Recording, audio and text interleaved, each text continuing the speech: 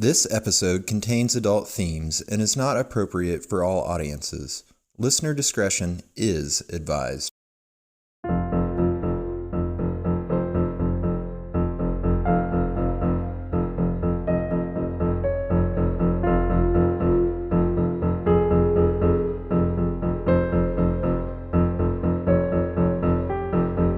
Oh, hello the world. This is They Will Kill, a true crime podcast. I am Courtney-iac. And I'm Sadie-iac. And I got a Peloton, you guys. I'm one of those people now. And I'm not going to talk about it, but I am sore from head to fucking toe. So it's Sadie's night, luckily. And I'm just going to sit over here and groan and creak and murmur. Murmur about it. Well, in response, I can't. That's all I got. I'm just a dried up bag of bones. Poor Courtney. Torqued muscles. I'm fully torqued, you guys. But anyway, I promise I won't talk about my Peloton. But if you want to follow me, it's CourtneyX79. But what do you have for us tonight, Sadie? Well, this is Execution by Firing Squad. No! What? The life and death of Ronnie Lee Gardner. Holy shit. Okay. Ronnie Lee Gardner was born on January 16th, 1961 in Salt Lake City, Utah. He was the youngest of 7 children. When he was just 18 months old, Ronnie's father, Dan, who was a terrible alcoholic, abandoned his family to start over with a new woman. When Ronnie was 2 years old, he was found wandering the streets alone, severely underweight, and only wearing a diaper. Oh, buddy. In what was described as, quote, an extremely rare move for the early 60s, he was taken from his mother, Ruth, who was clearly unable or unwilling to care for her child. Despite his severe neglect, Ronnie was returned back to her custody after only a short time apart. Ruth was known for wearing her husband's belt around her neck to serve as a visual warning for her children, and even though he was frequently punished with physical violence, Ronnie said he refused to cry or do as he was told. Oh my God. Mm-hmm. Ronnie had little to no relationship with his father. When they did spend time together, Dan was sure to tell his son that he did not believe he was Ronnie's biological dad. Super good parenting. That helps kids. That is good for children. Yes. When Ronnie was 4 years old, he was hospitalized with meningitis. His family said he came back as a different child after recovering. Mm-hmm. He was mostly raised by his older sister and says he was frequently sexually abused by his siblings and their friends starting at the age of 5. Oh my God. Yup. Why do some people get the dark cloud over them? I don't know. But Jesus. He never won in life, ever. No, that is a big fat fucking lose right from the start. Yes. In 1968, Ruth remarried. Ronnie looked up to his stepdad, who used his stepsons as lookouts while burglarizing homes. Whoa, father-son bonding? Yeah. Ronnie started drinking and using drugs, including huffing glue and gas at the age of 9. I also read in some of the articles that it started as early as 6. Oh, bud. Yeah. Around this time, he was arrested for stealing cowboy boots with his older brother, Randy, and they were brought into juvenile detention. And he's like 6? Well, this would be probably like 9 or 10. 9? Still, yeah, man. But still. Yeah. When their dad came to get them, he only bailed out Randy and made Ronnie stay behind, which of course devastated him. After this, Ronnie would find himself in and out of juvenile detention for the next few years. Those around him described a boy who would go from being happy and charming to terrifying and full of rage. Mm-hmm. This prompted his mother to commit him to the Utah State Mental Hospital when he was 11 years old. Oh my God. Despite Ronnie not having any known mental illness at the time. Unbelievable. Mm-hmm. Doctors at the hospital found his home life so dysfunctional that they thought Ronnie would be better off living in a mental institution. Oh my God. Mm-hmm. Wow. And I couldn't get any super details, but you can just imagine. Oh, yeah, I've never heard those words before. Like, no, you're better off here. 11? Yeah, you should stay here with us. Oh, man. Quote, his parents had essentially given up on him. Dr. Craig Haney, who was a psychology professor who evaluated Ronnie, said, quote, they put him in a mental hospital. He didn't have a mental illness. It was a terrifying place. There were children who were psychotic, children who exhibited bizarre behavior. He was physically small and immature. One doctor said that the 11-year-old had the bone structure of a 5-year-old. Oh, buddy. God. Yeah. Once admitted into the hospital, his formal schooling stopped. He only made it to the 4th grade before dropping out for good. Unbelievable. Mm-hmm. Yeah, so good thing the system worked for him. Also, just when the baby factory is plomping out the babies, and you get dropped into that fucking life, like, I can't wrap my mind around it. Nope. Let's just sit and think about that for a minute. It's fucking awful. Yeah, I know that I get to have an awesome life, and then this kid gets, like, legitimately neglected, beaten, abused, abandoned to a mental institution. Not Meningitis. Even an orphanage. Yeah. Meningitis. God. Yeah. In 1975, at the age of 14, after leaving another round of juvenile detention, Ronnie went to live with a known pedophile named Jack Stat, whom his older brother Randy had met at a bus station. The man had offered Randy $25 for oral sex. He agreed, and the two started living together. So this is the older brother. My jaw is, like, down the road. Mm-hmm. God, these poor kids. I know. When Ronnie moved in, Stat became his official foster parent, despite the social workers being concerned about the relationship he had with underage boys. What the fuck? Mm-hmm. He was sexually abused by Stat frequently and says he was paid to have sex with other men while living there. He thought that this was normal at the time and would later say his time in foster care was the most stable period of his life. Oh my God. No. Quote, Jack was a good man and he tried to help us out. Around the same time, Ronnie met a teen named Deborah and the two started dating. She described Ronnie as, quote, very caring. He never put me in the rough situations that he was in throughout his life. He sheltered me from that stuff. The two would have a daughter in May of 1977. Ronnie was 16 years old when he had his daughter. Oh my God. And then a son in February of 1980. The same month his son was born, Ronnie was convicted of robbery and sent to Utah State's maximum security prison.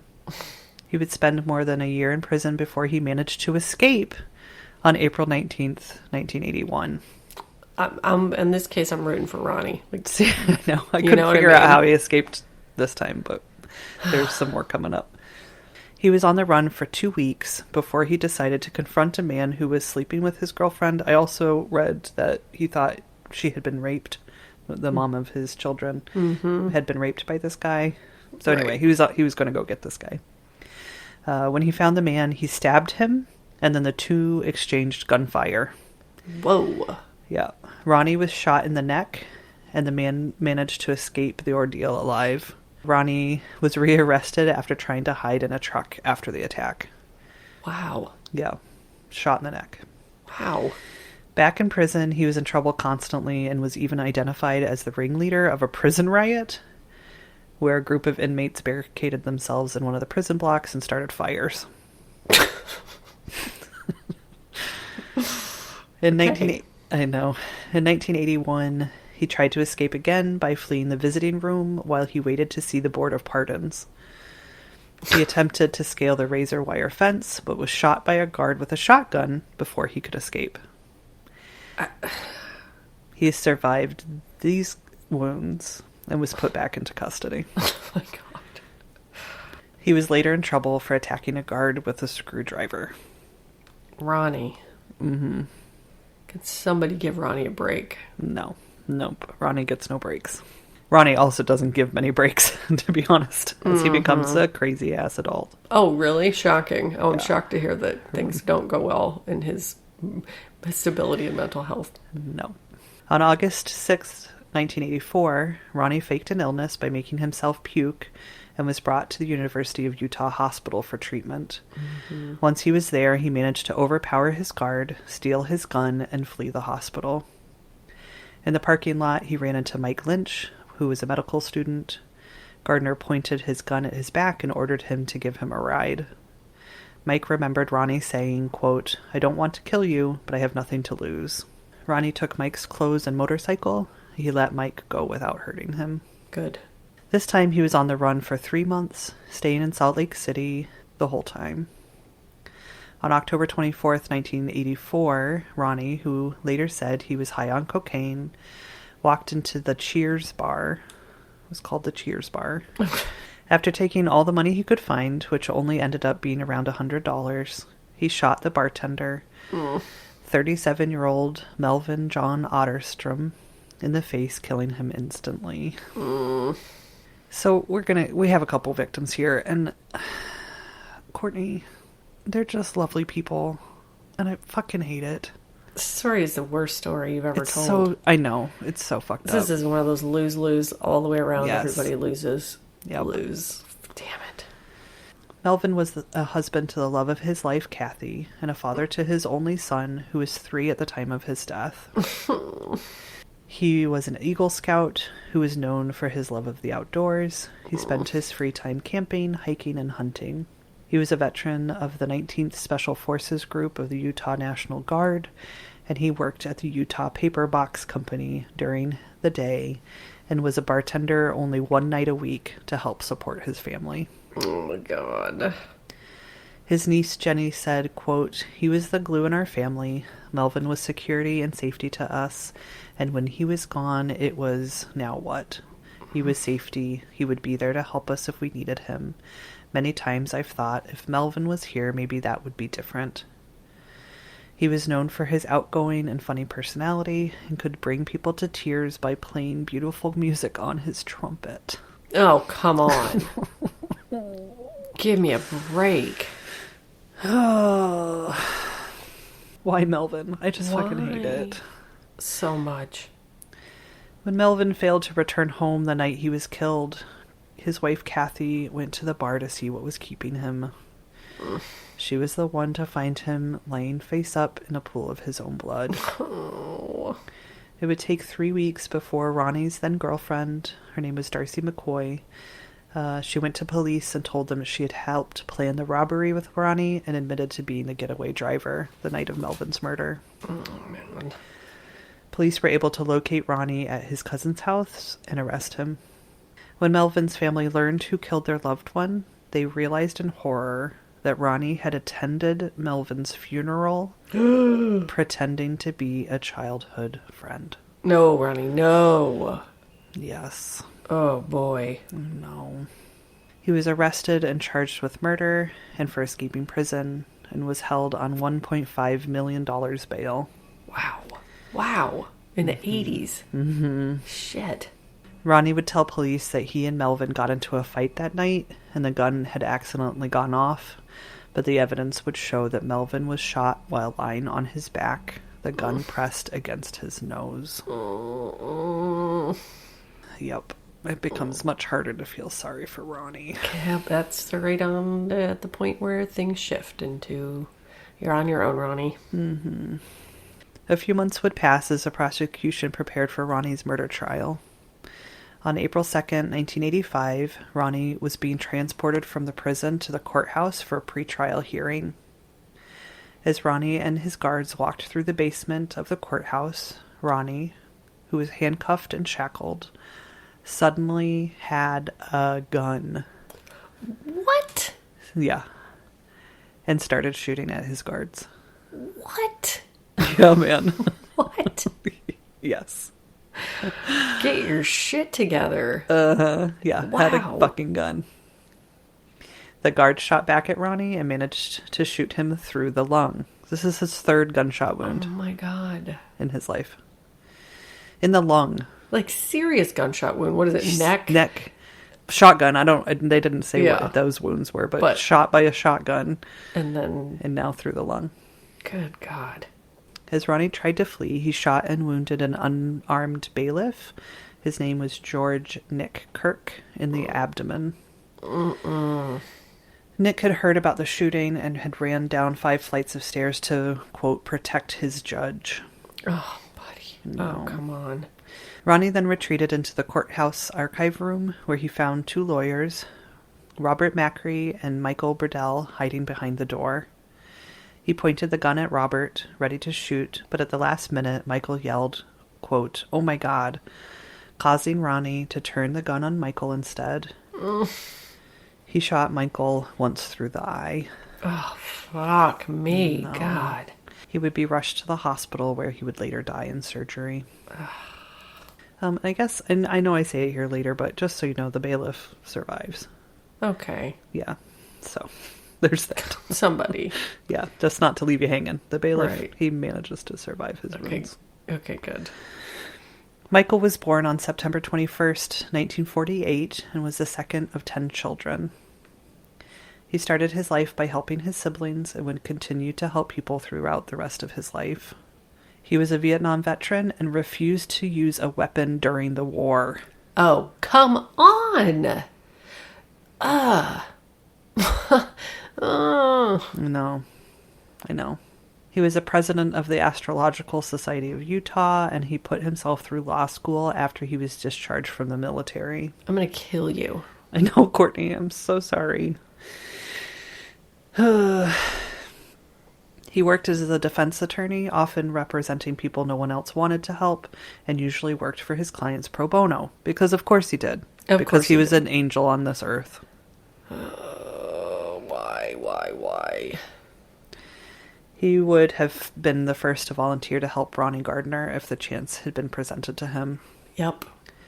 He was described as, quote, inquisitive, hated violence, and laughed a lot with an infectious laugh. He was easygoing and easy to be around. When asked about Michael, his fiancée, Donna New, said, quote, "When he laughed, there was no way I couldn't laugh. He was so willing to lighten my day. He always wanted to give more than he received, if that's possible." My heart has broken. No. His brother Joseph remembered his brother's selflessness. Quote, "Money never did mean much to him. His goal in life was just to help people out." On the day he died, Michael was at the courthouse representing an incapacitated Vietnam veteran for free. After his death, his family found that Michael only had $5.97 in his checking account. Oh my God. He was like a actual saint. Like, Oh my God. just doing God's work, man. Right. After shooting Michael, Ronnie made his way down to the second floor where he came across a man filling a candy machine. Leave the next fucking to that vending. man was someone selling balloon animals. Next to him I know. was a free hug station. And then there was a group of nuns, and then there was like... He pointed his gun at him and demanded a ride. As the two walked through the hallway leading to the main doors, the man jumped out of an open window. Thank God. Thank God. Good job. Great. Yes. Leaving Ronnie without his hostage or his ride. Fuck yeah. It's like the best decision anybody's ever made. Boo! Let's guess. Yes. Learn from that guy. Once Ronnie was outside, he found himself surrounded by dozens of police officers. He dropped his gun, fell to his knees, and yelled, quote, "Don't shoot, I don't have a gun." Now. Right. Now I have don't. one now. I just dropped it, so we're good. It's I cool. managed to smuggle one into the courthouse where I had been held on $1+ million bail for however long, but Right. I don't have one now. Right. And let's not forget that this whole time, he has been shot through the lung, and he's bleeding profusely. God. This whole time. I did forget. So Yeah, thank you did. for reminding me. You're welcome. What the fuck? Yeah, there's pictures. I'll post pictures of him after he's arrested. Just like he's got his outfit is his like prison uniform is white and it's just like blood and ugh. I guess if you survive meningitis, then you're probably pretty much Bulletproof. Yeah. Yeah, You know, that that's shit's side effect. not to be fucking trifled with. Yeah, right. Ugh. As authorities investigated what had gone wrong, they learned that Ronnie's girlfriend Darcy had a sister, Karma Hainsworth, who had helped with the escape. Mm-hmm. They believed Darcy had also helped, but had a hard time pinning her to the scene that day. And Darcy was the getaway driver when Right. Ronnie killed Melvin. Right. Most eyewitnesses only saw Karma in the courthouse and said that she had spent hours wandering the halls before Ronnie arrived. There was also some talk of how Karma and Darcy look a lot alike, so it's hard to kind of know. Didn't necessarily see them together, but the eyewitnesses said it was Karma, but it might have also been Darcy. Got it.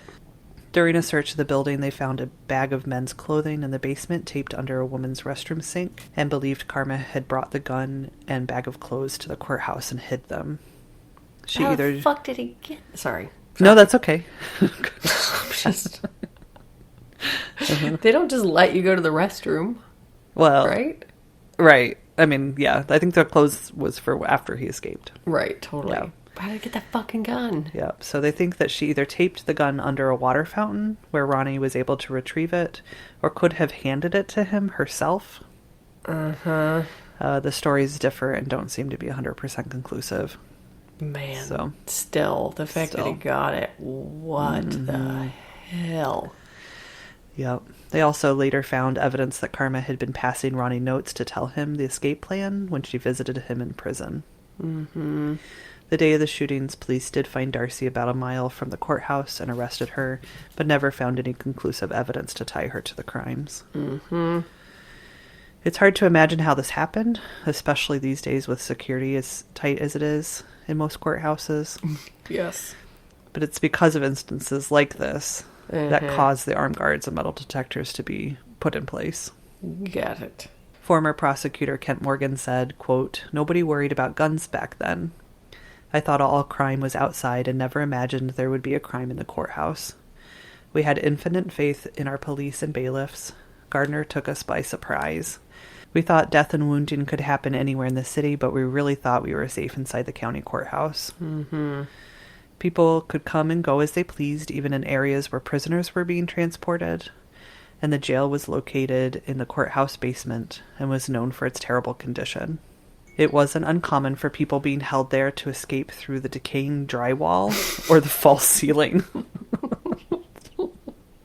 Like poke up through the popcorn ceiling and get shimmy through the vents. Like, come on, you guys. I really legitimately feel so sorry for modern day criminals and murderers. Seriously, you just get away with whatever. It's like that John Mulaney joke about how bank robbers used to like dress up and machine gun their name into the side of the bank and like shout it out as they drove away. Seriously. Totally. Yep. The way you got away with bank robbing was just to leave. Yes. The jail and courthouse wouldn't be moved until the year 2000, which was 15 years after Ronnie's attempted escape. Guys. And then they finally upgraded. Oh my God. Yep. So Karma Hainsworth, Ronnie's accomplice, was sentenced to 8 years for her crimes. Police were never able to find enough evidence to tie Darcy to the escape plan, so she was never charged. Ronnie would be charged with murder, attempted murder, and multiple other charges for his crime spree that day. After a 3-week trial, he was easily found guilty of murder. It would take the jury less than 6 hours to sentence him to death. Given the choice between lethal injection or the firing squad, Ronnie chose to die by firing squad. What would you choose? Lethal injection? Yeah, I don't me know. Too. Yeah, I would just want to go night-night and never But wake that's up. such a... I mean, I think that lethal injection is proven to be terrible also. Yeah, I think you're right. You just It don't doesn't win. work No. right. I don't think they'd care if it works right. Right. But there's a better chance that it would work right. Firing squad, like, that's so flinchy, you know? God. I don't... So many... No. I heebie-jeebies. don't want to think about it. I don't like it at all. No. His case would take years to make its way through the appeals process, as it usually does. During that time, he continued to get into trouble in prison. Ronald. I know, dude. He just cannot help himself. In 1994, he stabbed an inmate during a fight. I couldn't find out if the inmate lived. I think he did. He also had a standoff with prison guards in the prison visiting room after he broke down a glass partition, barricaded the door, and then had sex with his half-brother's wife as officers looked on helplessly. Oh my God. I know. He's like feral. He's totally feral. That's the word for him. Yes. He gives the least fucks. On the scale, if you line up everybody in the whole wide world, he is like top 10. Yeah. Least fucks given. I didn't come across that little paragraph until I was pretty much done with the story. And I was like, just kind of like going through the articles and just seeing what I was missing. And there is a lot of information about this case. Yeah. And then I came across that and I was like, okay, that is the life that he was living. He like having sex with his half brother's wife in a prison visiting room while guards watched. And he was able to like do all of that, make that happen for himself and like complete the sex act or whatever, like right. That is crazy. That's crazy. It's bonkers crazy. With your brother's wife. Like the fact that he wasn't in solitary confinement, which I am a very big no, do not like solitary confinement whatsoever, but right. The fact that he wasn't is fucking wild. Well, too. After his like second attempt of escaping prison. Exactly. And then the third one, he's killing people. And then they're like, yeah, we'll just let him visit with people. It's family day. Yeah. Ronald, do you want to take your picture in front of this Halloween decorate? You know how they always have like the like surely he seasonal photo shoots with family members in prison. Right. Like nobody would ever be able to break through this glass partition. And Ronnie's like, hold my beer. Hold on a minute. Here I come. Oy, Ronald. Yeah.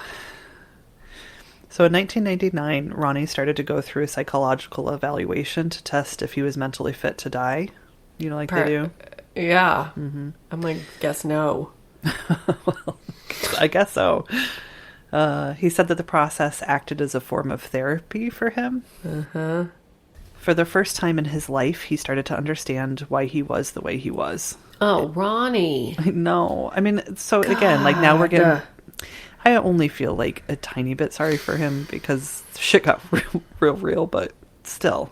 Well, and it's not even about feeling sorry for him. It's about the fact that had somebody fucking intervened before he killed a bunch of beautiful, precious, innocent fucking people. Yes. Well, you his find life a baby, would be saved, and all of these lives would have been saved. Yes, you find a baby in the street who's clearly neglected and abused. Yes. That bare minimum, that's when you step in and like save that child. Yeah. 2 years old. Mommy wants to fucking abandon a baby to a mental institution. Maybe somebody steps in and says, maybe foster care would be more appropriate. Seriously. And then you don't let him go have foster dad right. I mean, it's just like on and on and on. When the doctor at the mental hospital says he's better off here. Yeah.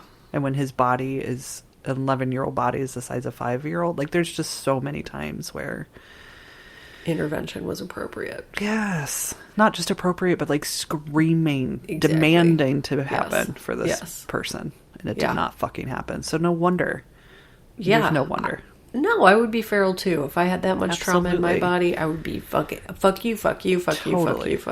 Totally. Every last one of you. Yes. Like as I dig more into my own mental health, I'm just amazed that people. Like, I had a great upbringing. I had a lovely family, and I'm still damaged.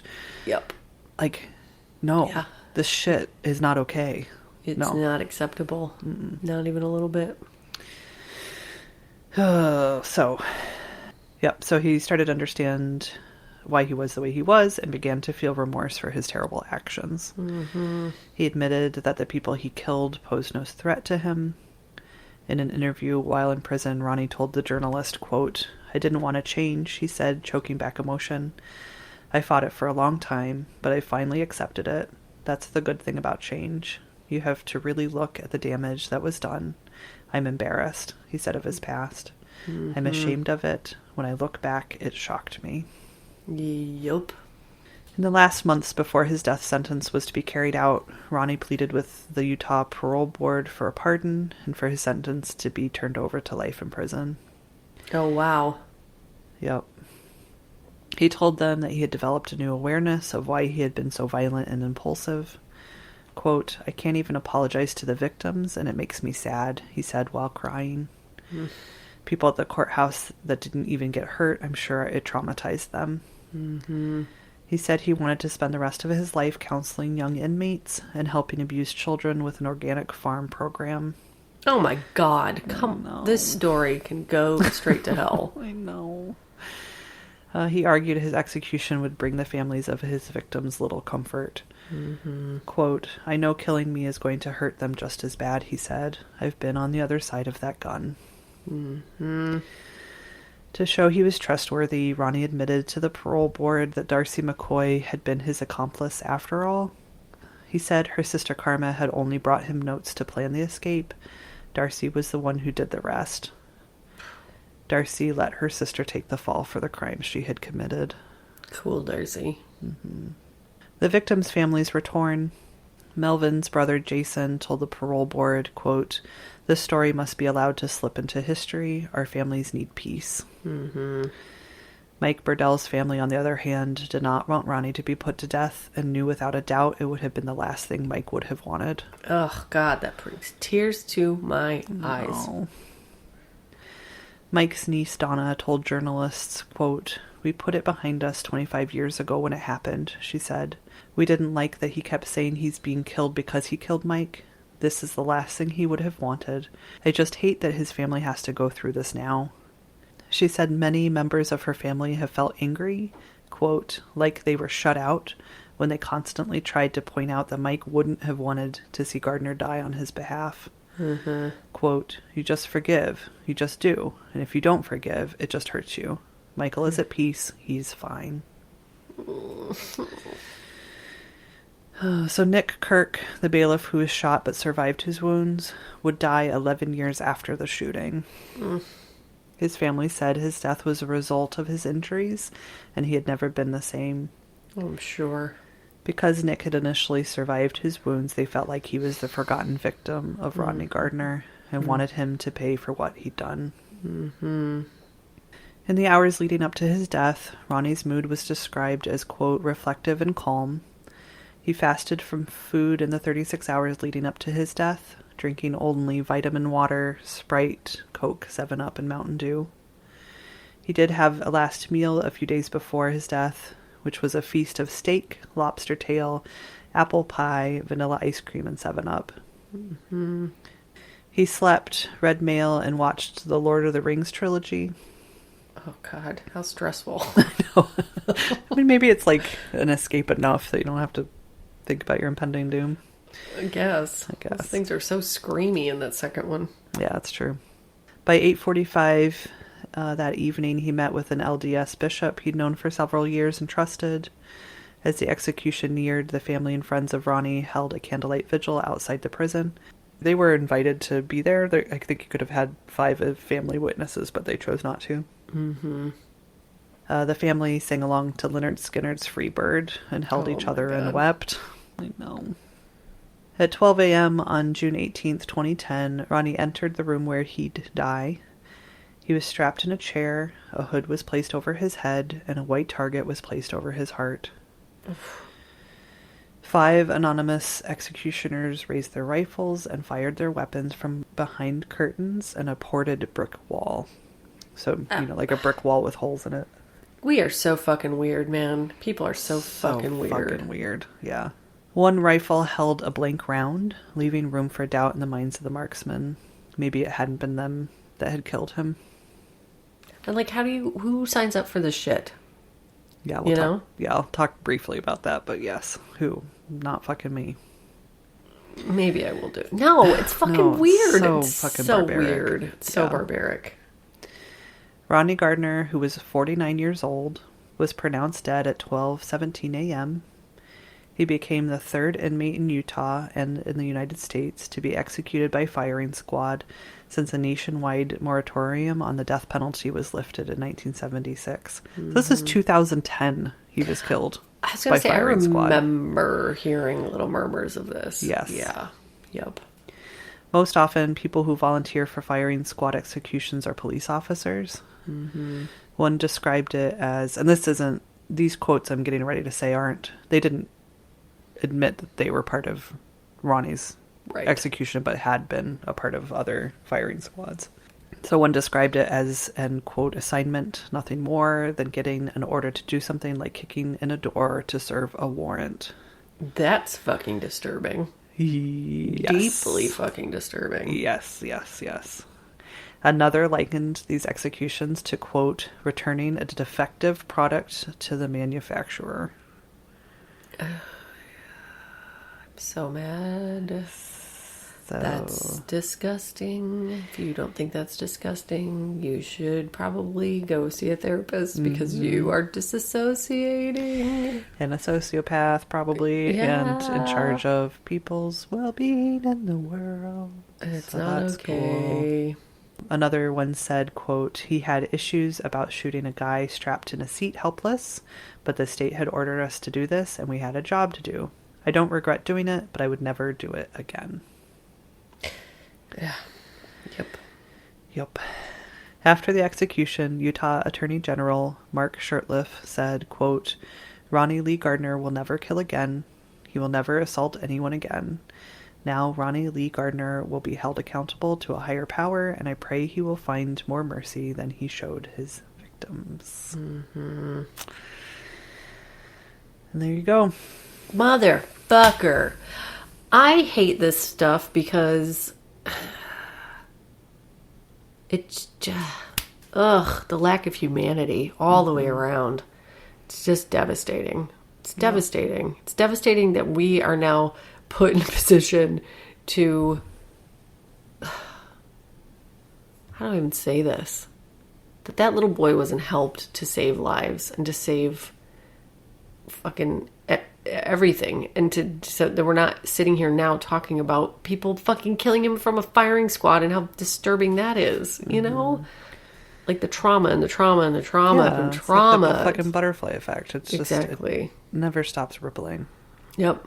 One thing. One action. One tiny mercy or act of kindness or intervention could have changed all of that. Yep. Point for not having kids. I'm not really, just for those of you who are listening and are like, God, Courtney, shut the fuck up about it. I don't really think that people should not have kids and that it's a competition. But in cases like that, I'm like, just stop having children. Oh my God. Well, it just makes me think about like this fucking awful bullshit that's happening in Texas and the abortion ban. And it's like, this is, please, like, we need to support families. We need to support people in their decisions for their own reproduction. Like, 1961, Ronnie's mom, like, totally fucked up and in a terrible situation. She probably had a terrible upbringing herself and didn't have any choices and had a bazillion children. And, you know, it's just like, no. Nope. And then we make people have babies that don't want them, and then we don't support them for a fucking second. We like under support them. We make life so much harder than it has to be. Yeah, we penalize them. And we just keep going, and the children are traumatized, and they're fucking, you know, it's just, oh God, please, can we just get your heads out of your asses? Yes. Please, can you just get your heads out of your asses? Just remember that these politicians do not care about people. Nope. They want to make the rich richer. Yep. And they want the poor to continue to fight each other. That's what this is about. Yep. That's why Ronnie's going out killing all these beautiful angels on this earth. Yeah. So somebody can fucking... So chaos. So we're not paying attention to what they're doing. Yeah. Because they want to go to private islands and shoot birds that come straight out of cages. I'm just thinking of Dick Cheney. Yes. It's so not cool. It's so not cool. Nope. And then they want to do executions by firing squad, so we pay more attention to that than all the other terrible details. It's just so fucked up. So fucked up. Well, thank you for telling that horrendously awful story that nobody should have to hear, but everybody should have to hear. Required listening. Everybody should play that right after Channel 1. Is Channel 1 still in schools? I don't think so. Hope so. Channel 1, for those of you who don't know, was like Lisa Ling. A couple people were on Channel 1 that are now famous. I can't remember who else, but definitely Lisa Ling. Justin Timberlake. It was definitely Justin Timberlake and Billie Eilish. Just There you kidding. go. She wasn't born.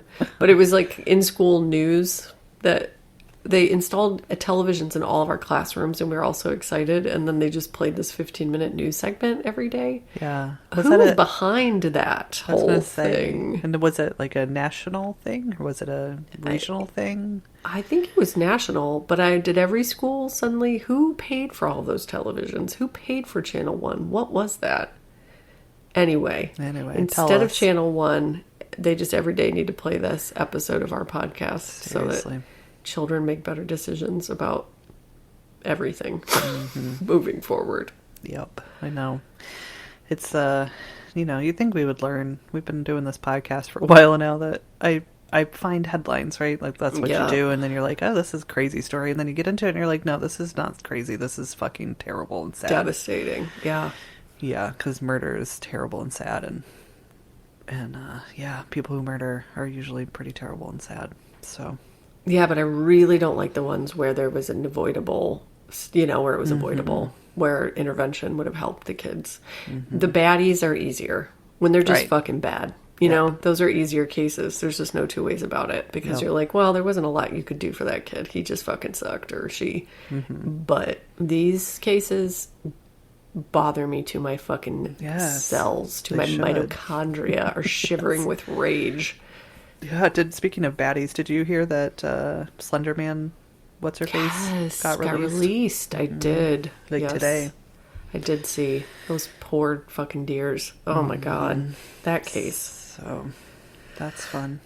That makes me sleep well at night. Well, was she the one? Was she the one that's schizophrenic, or was she her friend? I didn't. I think it's the one that's schizophrenic. Schizophrenic. I Well, think. hopefully, I'd have to look, but she's getting mental health treatment. I mean, if her parents surely seem like, based on the documentary, that they give deep fucks about her well-being and mental health, so. and so as far as that's concerned, it's a better case scenario. Right. Poor, God. Yeah.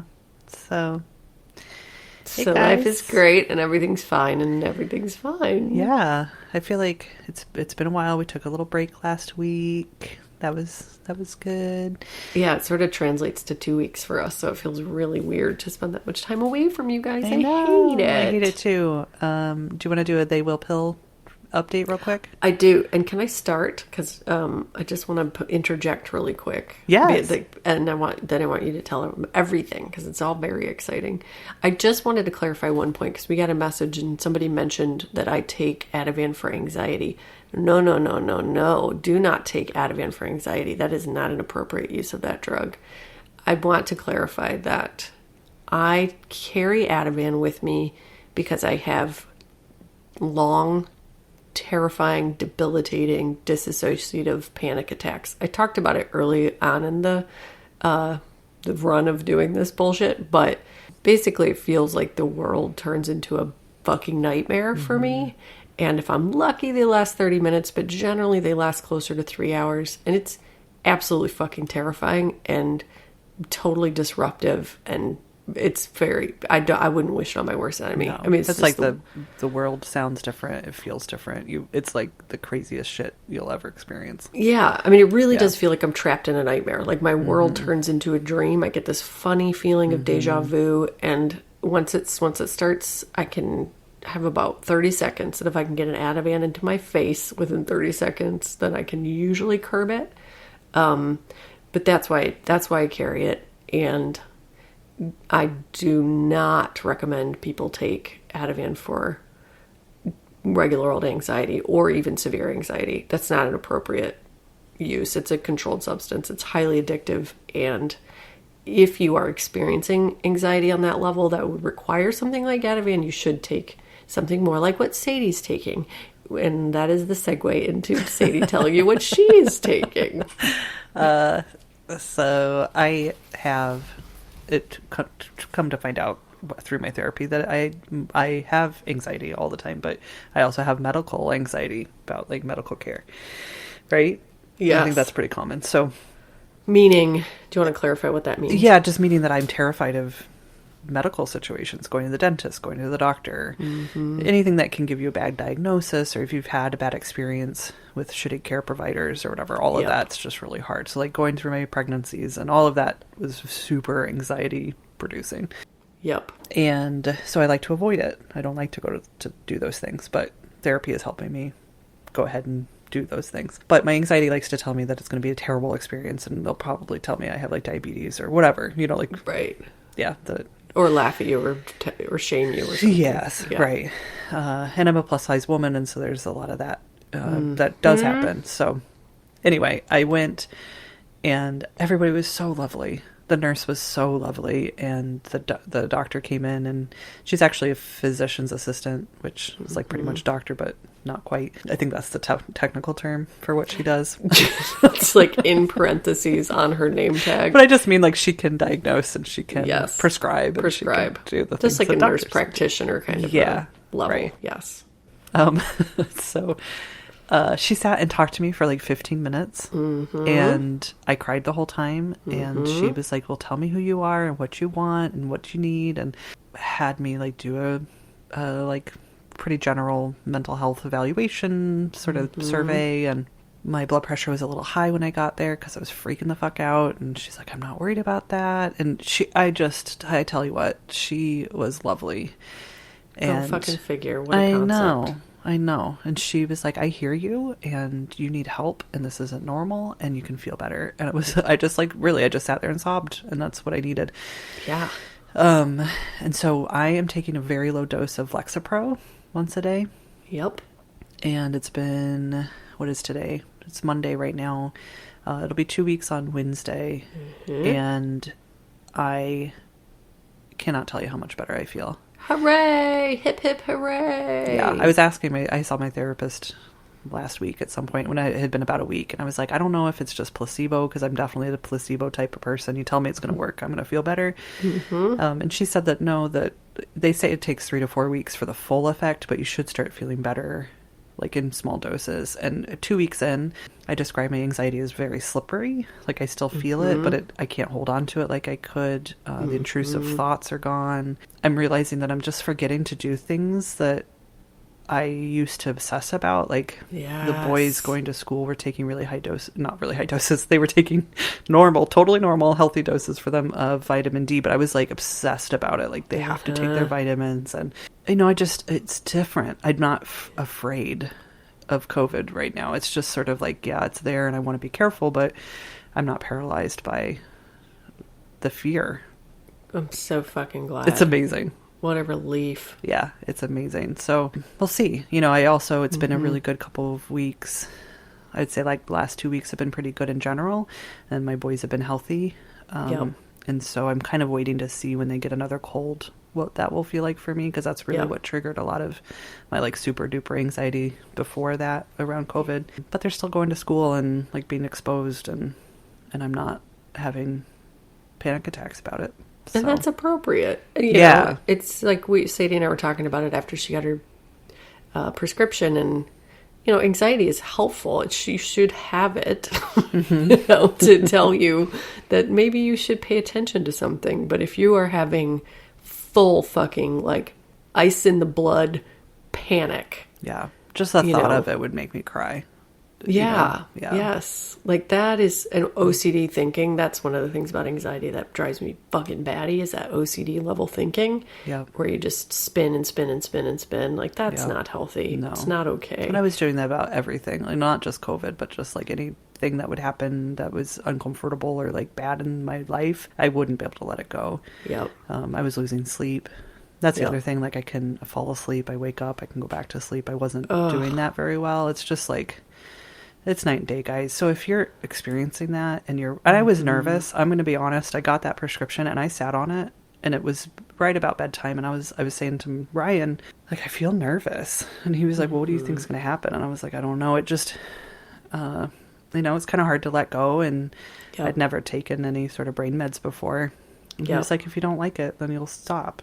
And then you can go back to like fucking crippling anxiety if you want. If you miss that shit. And my therapist she talks a lot about how, you know, it's common for people when you experience high levels of anxiety you kind of get attached to it. You think that it's protecting you in some way. And if you let it go, then you're not going to have that protection. And so we talk a lot about that in therapy, about what does that look like for me to let it go and how to contain it, and EMDR and all of that has helped. But she was like, no, do the pills. It's going to just make your journey a lot easier. And she's exactly right. So. Oh, I'm so glad. Yes. I'm so glad. Aren't y'all so glad? Yeah. So if you have questions or you just are feeling a little nervous about it, I think that's really normal. And I'm not pushing drugs on everybody, but I want to normalize it, and that it's okay if you need help. Go talk to somebody about it and see there's a bazillion choices, and there's DNA tests you can do that will tell you which brain meds will be best for your genetics and shit. Like, there's lots of ways to make this work for you. It's so different, and I think we're a generation that grew up with like lithium, Prozac, things that were really invasive and like really fucked up. People like was not a fun experience. No, and like make you zombie. Yeah, or like kill your sex drive. Like, there's all these different like really intense physiological changes that people are experiencing, and it's just not the case anymore. There's so many different options for things you can do, and if you need to fucking do it. My doctor gave me a prescription for Lexapro back in the day when I showed up looking like a fucking houseless person, sobbing and trying to like drug seeking. And I knew at the time that it wasn't like totally appropriate. I just knew that I don't need it all the time. I just need it twice a year. Right. But looking back, now that I look back, I actually did need it.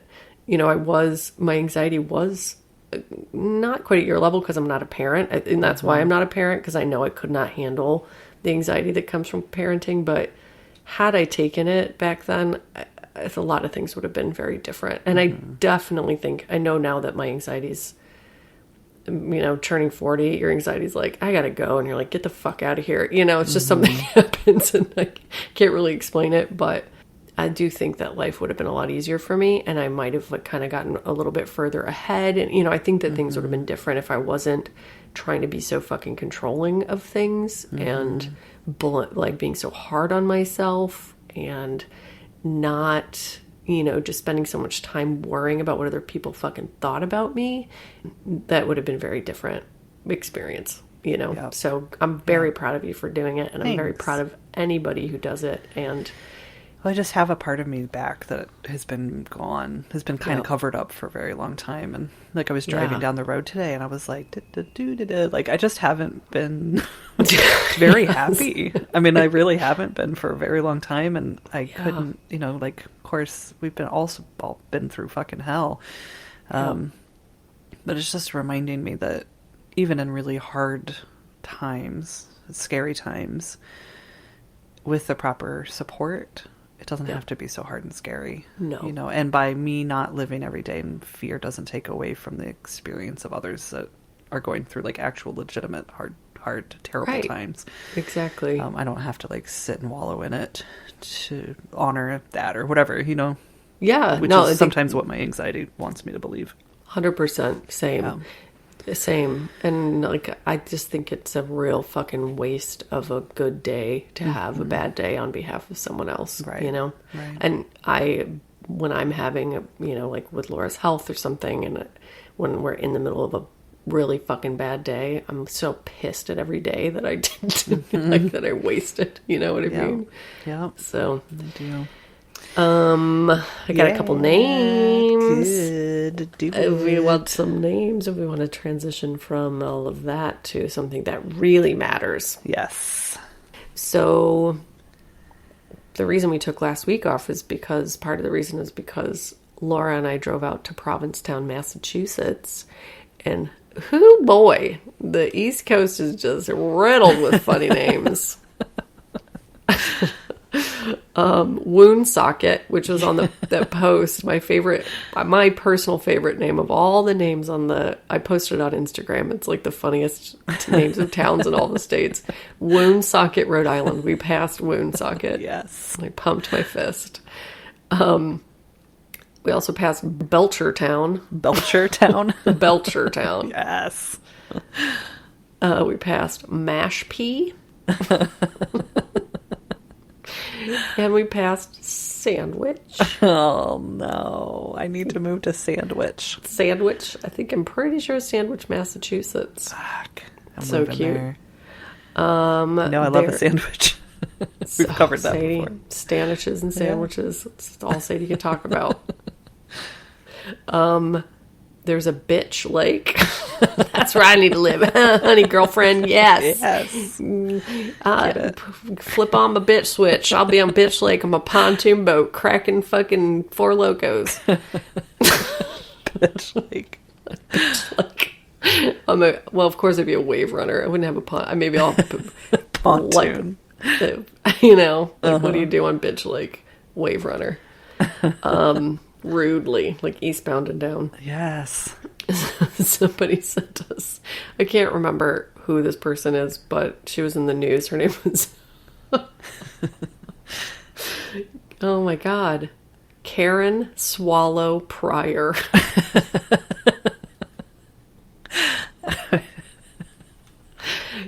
Just sit with it, write it down so you can see, just spend some time with that name, because Karen, first of all, right. Swallow Pryor. Wasn't she was like an abortion... A lawyer or something? I feel like she was a good guy. I do feel like she was a good guy. No, I think... Was she a bad guy? God, I wish I could remember. I wish I could remember too. I'm so sorry I didn't write it Please, whoever down. gave us this name, tell us again. Karen Swallow Pryor. Because there was something about sperm. I don't know. It definitely, right?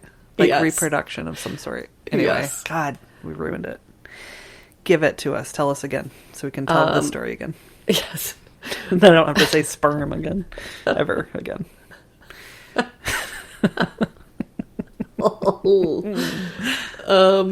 And Darren sent me a photo. My buddy Darren, near here, somewhere around here, he passed a place called, or I think it was a van that said Head Zeppelin Barbershop. Yes.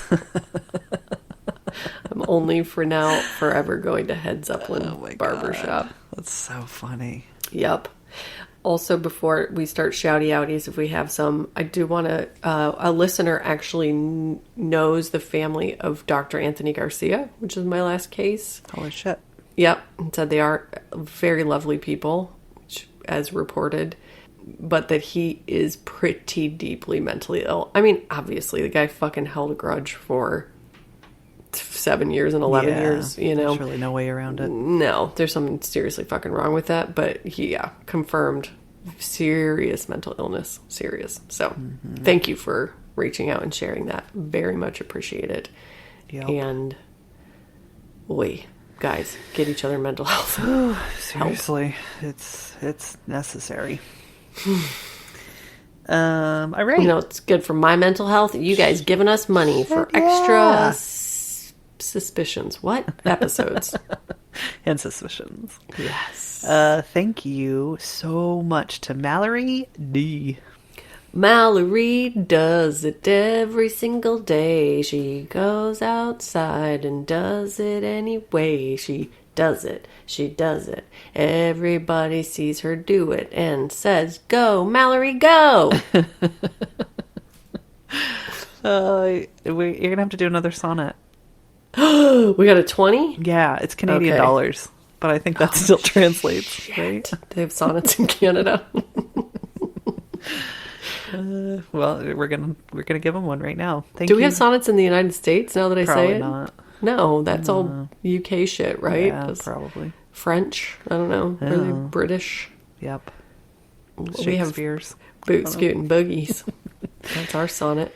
Thank you so much to Haley Y. Haley Y. Haley Y. Haley Y. I'm just getting warmed up. I forget how sonnets go. What's iambic pentameter, guys? I need to get into my iambic pentameter. Haley Y. In the night. She's a thrill, a delight. Haley now, Haley then. When? Good morrow, tomorrow, he says with a wink.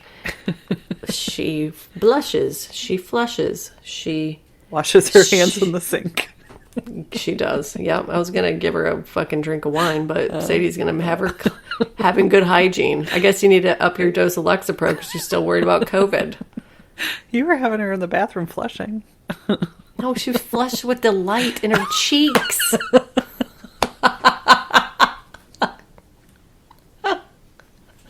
She's flushed with romance. Oh, I thought she was flushing the toilet. I had her like flirting and twirling, and you just have her like flushing the John. Make sure she washed her hands before she returns to work. Like, we pan out, and Haley just works at a fucking KFC. Sorry, Haley. I tried, Sadie. I ruined it. Thank you so much, Haley. Thank you so much, Haley. Thank you so much to Jessica S.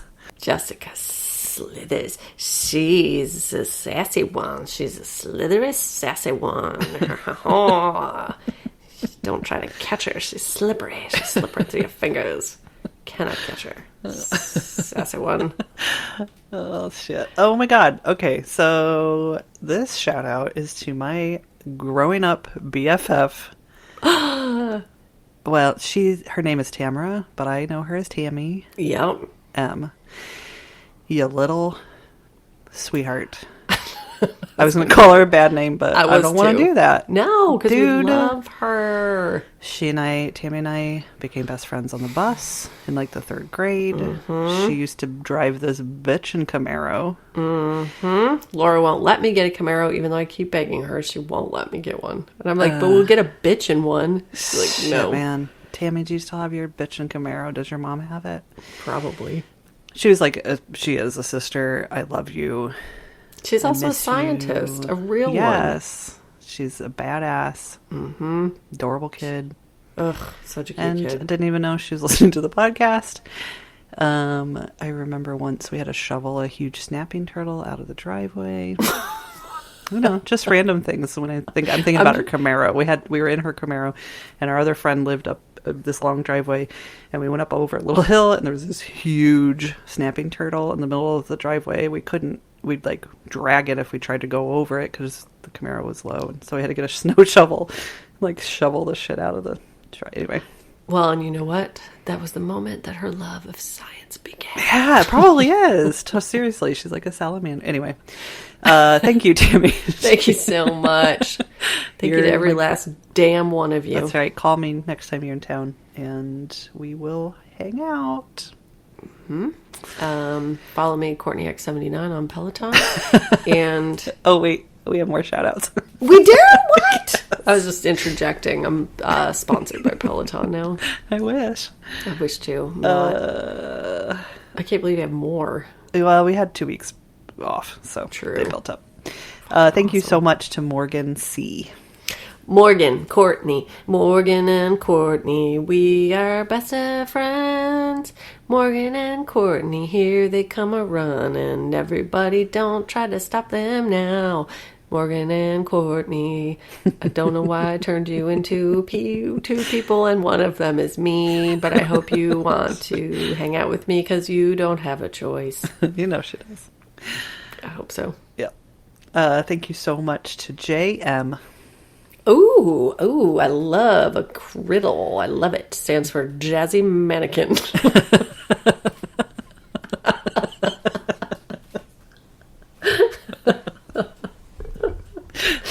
Thank you, Enough Jazzy said. Mannequin. Yeah. Shit, dude. Last but not least. Oh, God. Thank you so much to Genevieve F. Oh, fuck you. Okay. This is, I think, our second Genevieve.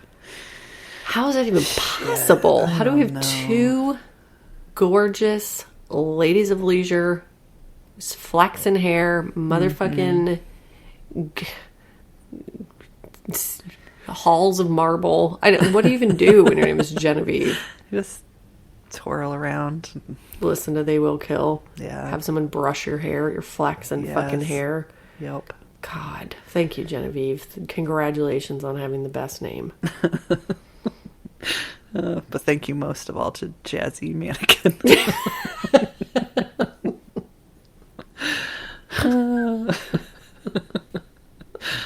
Oh, Lord. Well, there you go. There's another episode. Yep, we did it. Follow me on Peloton, Courtney X79. Is that really your Peloton? Yes, yes. I don't know what following each other does or means, but apparently that's what you do. Maybe we take classes together. But no, we're not doing that because I do believe that you can. I haven't been able to take a live class, but I do believe you can video chat with your friends in live classes. I've only seen one person give birth. It's you, my sister Sadiak. I am 100% sure that the faces and noises that I am making while riding Peloton are the closest you can get to giving birth without actually giving birth. So I'm sure. I'm going to go ahead and nix that idea. Yeah. Nobody's going to see me on my Peloton. No. But we can like encourage each other or whatever. Yeah. High fives and stuff. Yeah. Yeah. We love you. Also, we have Instagram, Facebook, and Twitter. It's at They Will Kill. We have a website called theywillkill.com. You can also email us at any time, theywillkillpodcast@gmail.com. And we fucking love it when you rate, review, and subscribe to us. Yep. We got a nice one. I saw that. They and said, yes, we are BFFs. We're besties. Or 100%. Yes. Hey, thanks to AJ Bergans for our music. Yes, thank They're you so babies. much. I know. They turn a year old tomorrow. 100% the age of consent for me to consent to myself to sue them. Yep. Yep. So get ready, babies. Get ready. Also, Bill turned 1 and we missed it. Oh my God. I know his birthday was September 9th and we just realized it last night. Oh my God. Don't tell him. Okay, well. Bill is basically the same as AJ and Sandra's twin. So cute. How is that possible? I know. And remember, did you watch that video I sent you about the evil stick? the evil stick? I'll resend it to you. DBurk312, I think is the TikTok account. My new favorite fucking TikTok account. It's a scary TikTok account. Send it to me again. Okay, well, to make this long story short, because these ad remembers are supposed to be short, but I just want to talk about the evil stick for 1 second. This mom went to a fucking dollar store in Ohio. I did. What? I read that. Yes. I watched it and then I had to go read an article about it. Yes. It's exactly the same. Because it's true. Because I was like, there's no way this is true. Yes. Bought this little pink wand with a star on top for her child at a dollar store. It's called Evil Stick. All one word. But you know how it is. You're just like, yeah, that looks cute. She'll love that. But it is called Evil Stick. She brings it home. And it says all over it, like, we will play you music or whatever. It plays enchanting music. She gets it home, she pushes it, and it cackles like a fucking creep. You know, it's like, it's not cute, it's not magical. And it also lights up, like the star on the top lights up. And you can see an image behind the star. There's like a piece of shiny paper. And you can see an image behind it. The image that was inside of her child's evil stick was of a woman with no pupils in her eyes fucking cutting herself. Ew. It is absolutely terrifying. God. And so people went and like investigated and like every evil stick had a different character inside of it. But there were a few, at least two confirmed that had this woman with no pupils cutting herself on her arms, like bleeding.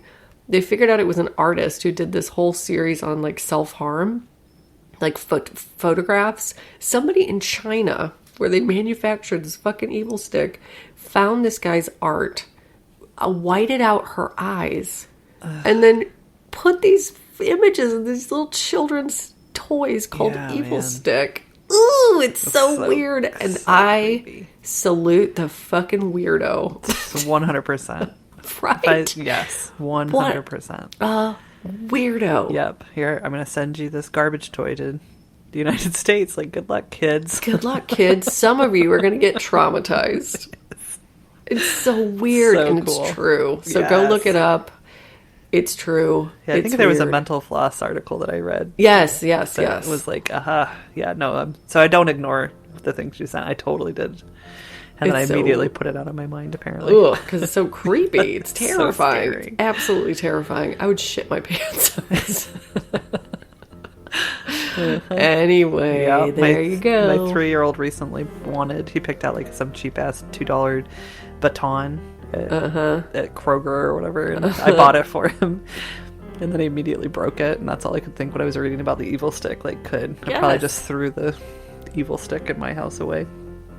Before. They're everywhere. Hopefully they're everywhere. Yes. And I hope you all find them, and I hope you have good nights, and I love you. Love you. And we love you. Yes. And goodbye. We'll see you another time. Goodbye. Yes, we will. Goodbye. Goodbye.